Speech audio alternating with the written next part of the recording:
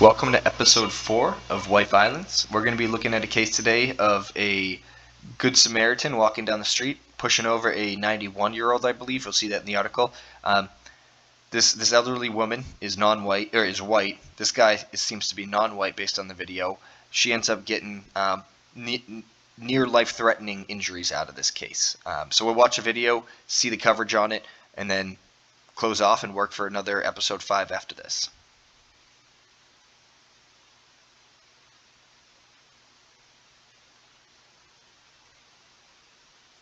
It's similar to episode 3 we just put out. You see how the guy, injures this person regardless of, age, gender, race, all those other things that we can't necessarily control about ourselves. This guy looks back and continues to walk. I don't know if these two case points, these people are just, lacking some sort of empathy. But when I see, if I were to see an elderly person flop on the ground, I would hope that I have the instinct to run to that person and try to help them. I don't know, pretty tough. And actually, we see this guy in the bike over here, see it go down, and we can't really see what he does, but I'd like to believe he comes around, but I do think he continues going. Anyway, we're going to see how the New York Post is covering it. This guy's name is Rashid Brimage. And look at how they start this article. For 15 years, New York City has failed Rashid Brimage and the people he victimized. Well, it seems like the people he victimized were failed. I do agree. Was he failed? I think that he was privileged to be able to get off with 103 arrests and continue to wreak havoc in society.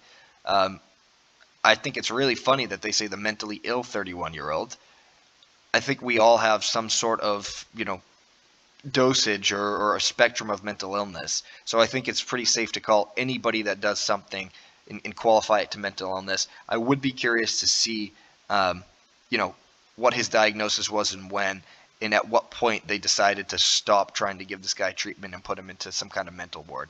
Because if this guy got arrested 103 times, clearly he's getting off, ridden of any blame for being mentally ill. So why isn't this guy in some kind of, psychiatric ward or locked up in one of those kinds of home? So I don't know much about his diagnosis, but I would like to see if they're just using this as some kind of, void of blame. But anyway, I'm ranting now. I think this is absolutely atrocious. I think if we saw a 31-year-old white male with 103 arrests push over a 92-year-old non-white woman, and she has near life-threatening injuries, hits her head on a fire hydrant, I think that would be all over the news. I think they'd very conveniently, too, leave this out. So anyway, please stay tuned for episode 5. I'm going to try to be as level-headed as possible. These videos are, somewhat graphic and kind of messed up. But I think it's important that we do share them because I think they're getting suppressed and buried more than other videos that are getting pushed out there. Anyways, guys, take care. Enjoy your weekend.